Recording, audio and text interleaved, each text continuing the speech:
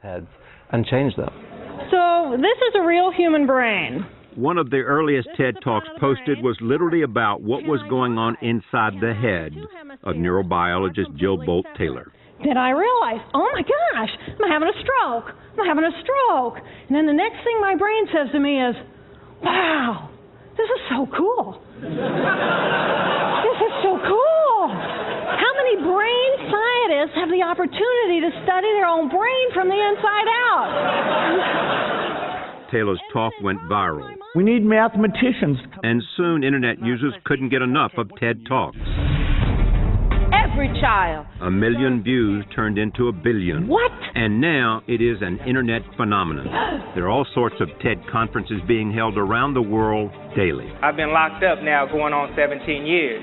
TED started its own website, TED.com. Want to join me? It has 2,000 talks on just about every subject imaginable. I can tell you with great confidence, I've been to the future. I am 17 years old and I am a nuclear physicist. It is something of an intellectual variety show, and it is free. Thank you. Hi, my name is Katie. For my project, I was really inspired by Morozov's hierarchy of needs. We read about Morozov and his works, The Net Delusion. His hierarchy of internet needs say that the first level of the pyramid is have fun, which would be phone games or YouTube. The next level of the pyramid is talk, so texting and phone calls. The next level is share, which would be Facebook and Instagram. The next level after that is learn, so that'd be TED Talks or news or scholarly articles. And finally, the top of the pyramid is campaign, which would be raising money for amnesty groups or nonprofit organizations. I really wanted to focus on about why TED Talk has been so successful in reaching people, and I believe it is because this hierarchy of needs holds true. However, I really did want to test it out.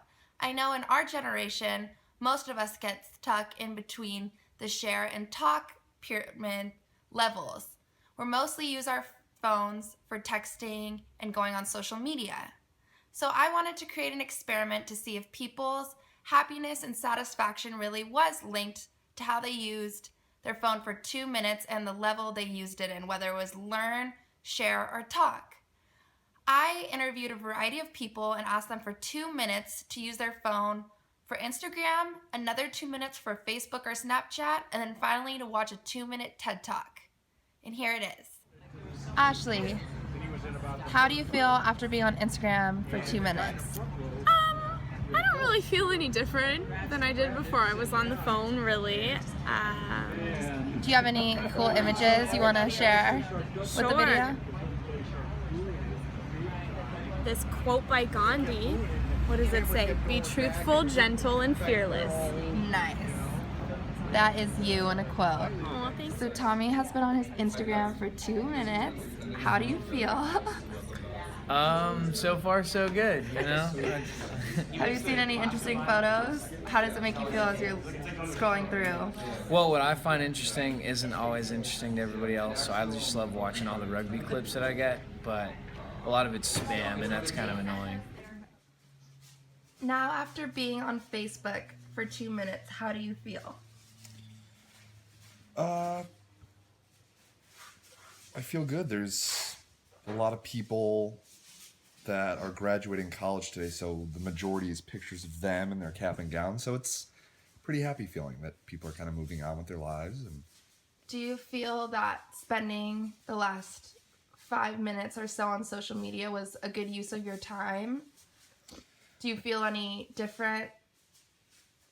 No, I don't feel that it was a good use of my time, which is bad because I think that people do it a lot nowadays, and rather than go on social media to actually find out information, it's more of a mindless activity, me just kind of scrolling through and seeing pictures, and especially on Facebook, these little videos about how to do things or whatnot, and I don't know. So I don't think necessarily a great use of my time, but it's past the time. Habit, like watching the news from your life.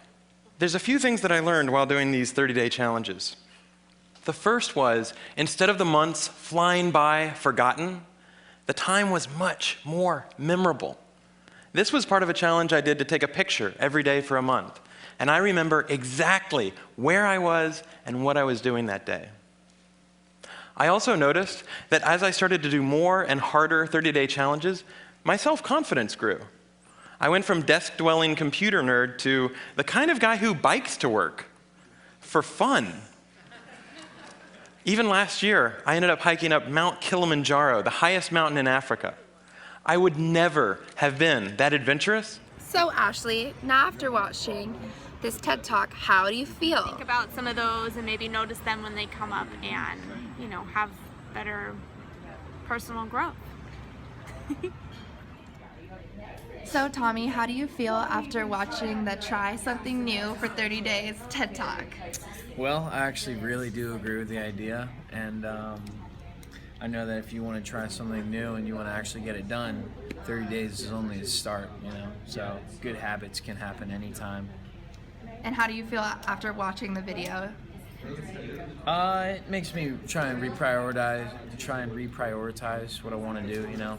Maybe I start my own 30-day challenge. Maybe I just add to the 30-day challenges that I'm already doing. Who knows? That's awesome. Thanks. Now, after watching the TED Talk about trying something new for 30 days, how do you feel?